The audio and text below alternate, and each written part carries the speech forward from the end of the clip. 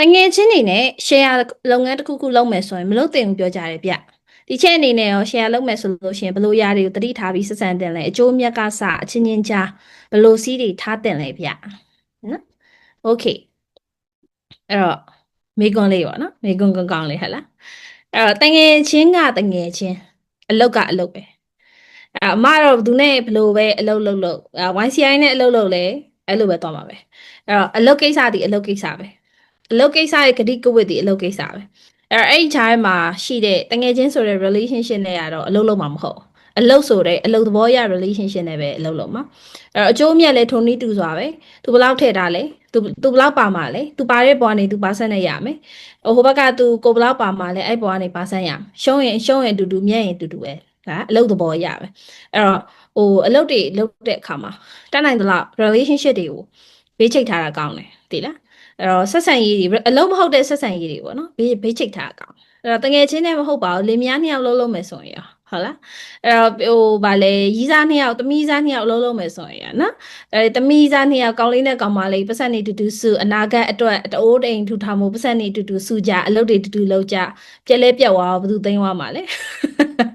လဲတဲ့လူသိမ်းသွားလေပဲ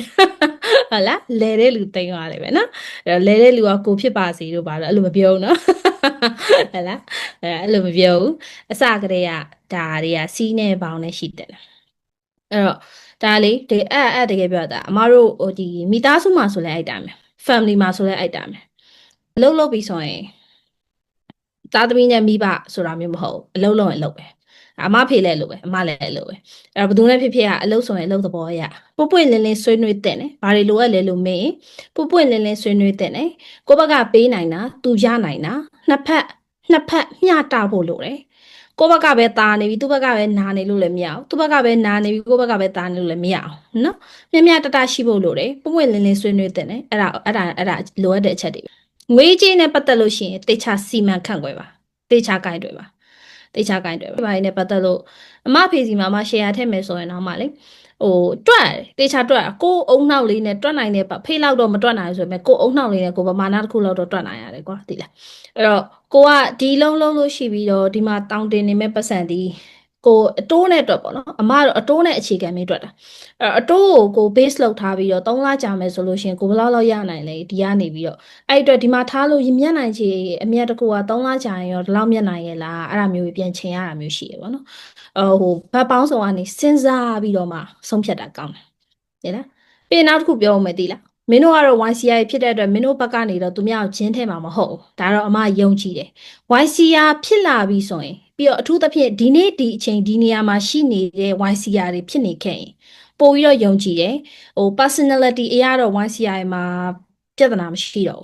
ဘူးဒါ mindset တွေအရာအမတို့အကုန်လုံးကိုဒါ cleaning လုပ်ပြီးသား level လို့ပြောလို့ရတယ်အဲ့တော့သူများချင်းထဲတာမခံရစေနဲ့ကိုကချင်းမထဲတာပြဿနာမရှိဘူးနော်စီးပွားရေးလုပ်မယ်ဆိုရင်လေငါချင်းမထဲဘူးငါကလုံးဝချင်းမဟုတ်ဘူးနော်ကိုချင်းကောင်မဖြစ်ုံနဲ့မလုံလောက်ဘူးသူများချင်းကောင်လုံနေပြီးတော့လေကိုချင်းထဲတာမခံရစေနဲ့ပေါ့နော်ကိုချင်းထဲတာမခံရစေနဲ့အဲ့တော့ကိုနစ်နာနေရင်တော့ရပါတယ်ဆိုတော့အကွက်တွေဘယ်တော့မှမလုပ်ပါနဲ့အားနာလို့ဆိုတဲ့အကွက်တွေကိုနစ်နာနေရင်တော့ yes လို့လုပ်တတ်တဲ့အကွက်တွေကလုံးဝမလုပ်ချင်နော်လုံးဝမလုပ်ချင်ပွင့်ပွင့်လင်းလင်းဆွေးနွေးနှစ်ဖက်လုံး win-win situation ဖြစ်အောင်ညှိနှိုင်းပြပြတသားလုပ်နော်ပြပြတသားလုပ်